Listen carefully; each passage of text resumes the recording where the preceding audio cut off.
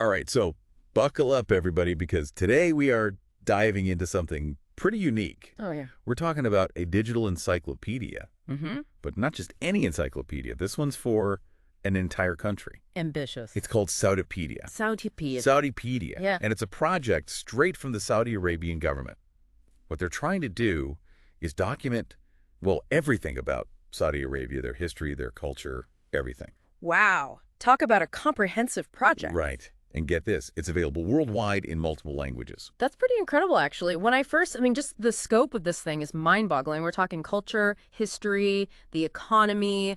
They even have super detailed entries about things like geography and politics. Yeah, and they're not messing around when it comes to sources either. I mean, they're pulling from places like the King Abdulaziz Dara. Right, their national library. Exactly. Hmm. And the Saudi press agency. I mean, you can tell they're really making an effort to, like, establish some credibility here. Yeah, they're serious about it, for sure. It's not just, like, putting together a bunch of old textbooks and calling it a day. Oh, absolutely not. When I was poking around on there, I mean, they have photos and videos.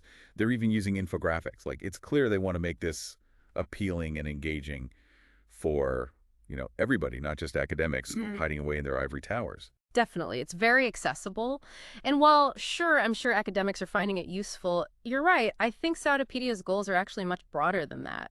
What they say is that they want to present a realistic view of Saudi Arabia, and they're putting this out there for a global audience. Okay, so they're trying to shape global perception. Yeah, exactly. And that's what I think makes this really interesting, is they're very upfront about the fact that their selection criteria for what actually gets included in Saudipedia, what they choose to highlight, is heavily influenced by this thing called Vision 2030. Vision 2030. That sounds familiar. Refresh my memory, though. Yeah, no, totally. So Vision 2030 is basically Saudi Arabia's big strategic framework for their future. You can think of it like their roadmap for how they want to reduce their dependence on oil, diversify their economy, and modernize a lot of different aspects of their country. Okay, got it. So like Saudi Arabia 2.0. Exactly. So are you saying that Saudipedia is kind of their way of showing the world, like, hey, this is the new Saudi Arabia, this is what we're all about? Yeah, I think you nailed it.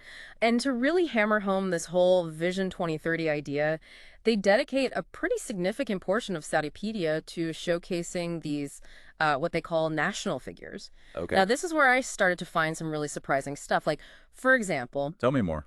okay, so there's this one anecdote in there about, how they were really pushing to get more women involved in the tech sector. Like a big part of their whole thing is trying to break down those kinds of barriers. And there's this story in there about how basically this one woman, she had this really like traditional, family, very conservative, very much pushing her towards a more traditional role in society. Okay. And she was like fascinated by computers from a very young age. She was just obsessed with them. And her family was completely against it. It was a huge deal for her to even get permission to, take computer classes. I see where you're going with this. So Saudipedia is using these stories to show how things are changing. Yeah, exactly. So this woman, she ends up going to university for computer science. Wow. Good for her.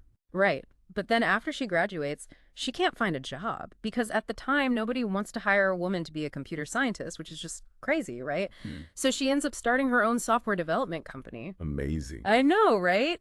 And she ends up becoming wildly successful, like crazy successful. And her company, ends up employing, hundreds of people, a lot of them women, and she ends up becoming like this huge advocate for getting women into tech. Wow. That's an incredible story. Right, and it's a true story. Like, this is someone they highlighted in Saudipedia. Yeah. And the way they tell it, it's very clearly framing her as, the embodiment of Vision 2030. Wow. So it really drives home the point that Saudipedia isn't just some, dry, boring collection of facts. It's more like it's a curated narrative. Exactly. It's definitely deliberate. It's them saying, this is the story we want to tell. This is how we see ourselves. And where we're going. It's fascinating. Yeah. And for anyone who's interested in Saudi Arabia, I really do think it's a super valuable resource, especially since it's only going to get bigger, right? They're going to keep adding more stuff to it, more languages, more content. So. Yeah.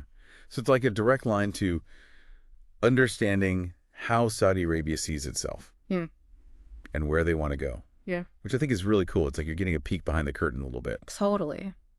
So, the big takeaway here, if you ask me, is if you really want to understand how Saudi Arabia sees itself, Saudipedia is something that you have got to check out.